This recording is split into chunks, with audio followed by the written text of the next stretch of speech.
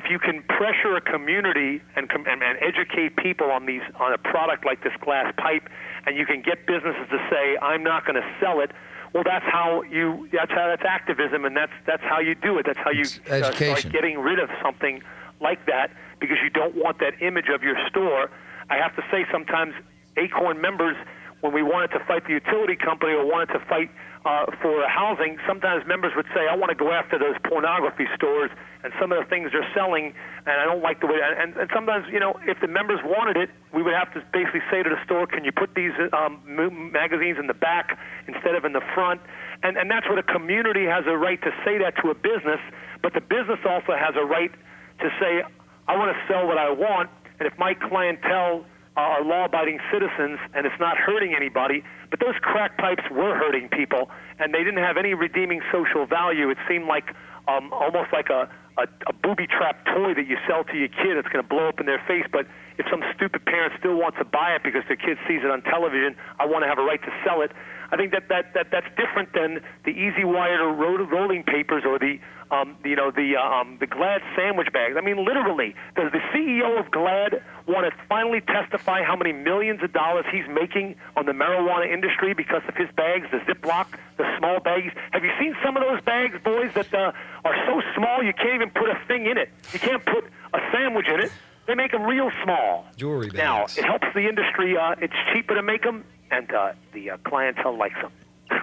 I mean, and for them to somehow be pillars of the community. I loved how James Robert Moffat, we called him Jim Bob Moffat, kills for profit. He would be digging for strip mining in Indonesia, but in New Orleans he would get the award for the most incredible citizen because he donated to the Audubon Zoo. He built a Boy Scout club. So again, it's almost like a drug dealer trying to clean out his money laundering money going to some other place. And that's what I say about these people that are in the paraphernalia business, that we discriminate. We say some are okay and some are not. I think we really have to look at the hypocrisy of paraphernalia in terms of... But you're saying Jim Bob Moffat was mining strippers in Indonesia? Well, from did I hear that right? Strip mining and mining strippers. I like that. Yeah. Okay, but so the real issue then is, okay, you are 420 friendly. We discussed that in another show. That means that you're basically feel like the recreational use, and I'm sure including the medicinal use of marijuana, is something that should not be subject to the government's interference, at least with consenting adults. No, you've got me completely wrong. I want to tax it like cigarettes. I want to tax it like oil. You'll never get elected telling people you're going to tax stuff, Dave. I think that people will be okay with it when they realize the amount of revenue you can get to pay for health care, job creation, housing. I mean, that's when you come into the light and you educate people on it. And prohibition doesn't work. Prohibition doesn't work. And that's the message that we just don't want to talk about, and we have to talk about it. California but what do you say to going bankrupt? But they may find out when they legalize it in November, which I believe it's on the ballot to legalize completely, that we need a test case. We need a... I'm surprised Sarah Palin hasn't said one word about the last 40 years that marijuana was decriminalized in Alaska as a freedom thing, and she doesn't really talk about that. And it just burns me that we still have to wait for one state to finally do it and show that it's profitable. Just like the camera tickets, these cameras are so horrible, but they're such a moneymaker that people will come out of the woodwork and say, "Hey, man, don't shut this up." Well, yeah, California may be going broke because they're not getting like all that money for the monthly drug testing and probation fees. Man, that's got to be millions and millions of dollars. 1/3 of the city of New Orleans docket until recently was taken up with possession of marijuana cases. And a lot of people think that's kind of a waste of time in what's come to be known as the murder capital of the United States, where we lack the resources and the money and the actual the things it takes to get these murderers to trial, and so we're spending all of our money trying to get marijuana. But what I was going to say is, Dave, what about the argument though? People say though that marijuana can be like a gateway drug or open the door because you kind of join. You join in. In other words, here's the raw shop, and I mean again until they thought some heat from the law. I mean, if what that crowd wants is crack pipes in the store, they're going to cater, because that's their market, okay? And a business is going to cater to the market.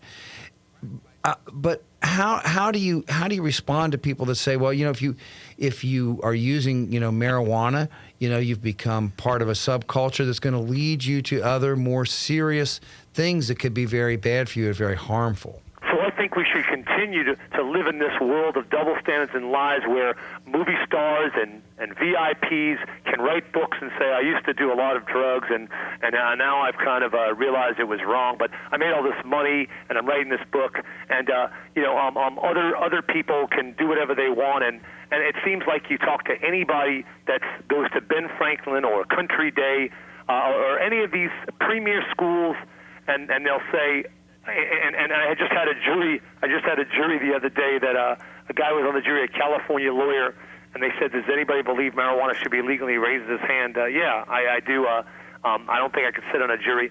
And it's like, duh. I mean, how many people have we known that are already smoking? 875,000 arrests last year alone on marijuana.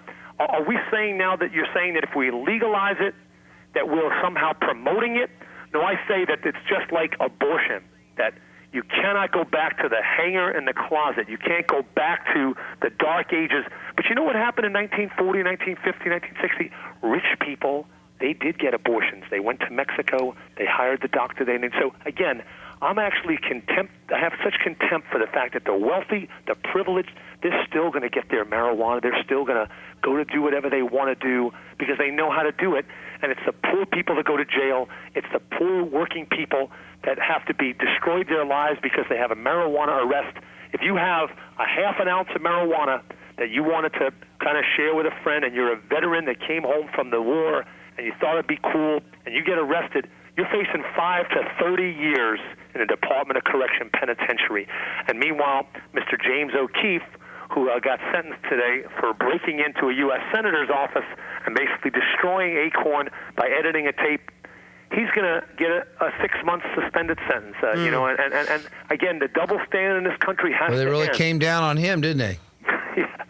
We have to end the double standard. Like a ton of Nerf bricks. Further about the marijuana. If you legalize marijuana and you tell people in the community, we don't want to arrest you anymore for that, we want to go after the bad guys, we want to go after the guns and the people who are doing bad things, you'll bring back the trust, and you'll get people to say, finally some honesty. Finally, they're not trying to set me up.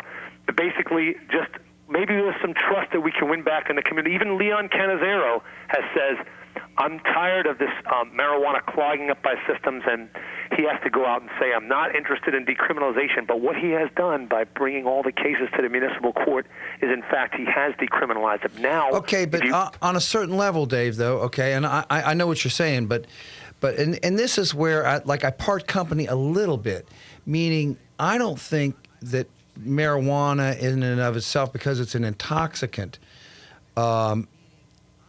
in that way is not that distinct from crack, except, of course, crack's going to really just crush your spirit a lot quicker. But what I'm saying is, in terms of regulation, okay, in terms of what should be legal and illegal, those are funny words to a lawyer, legal and illegal, because there's also words like civil and criminal.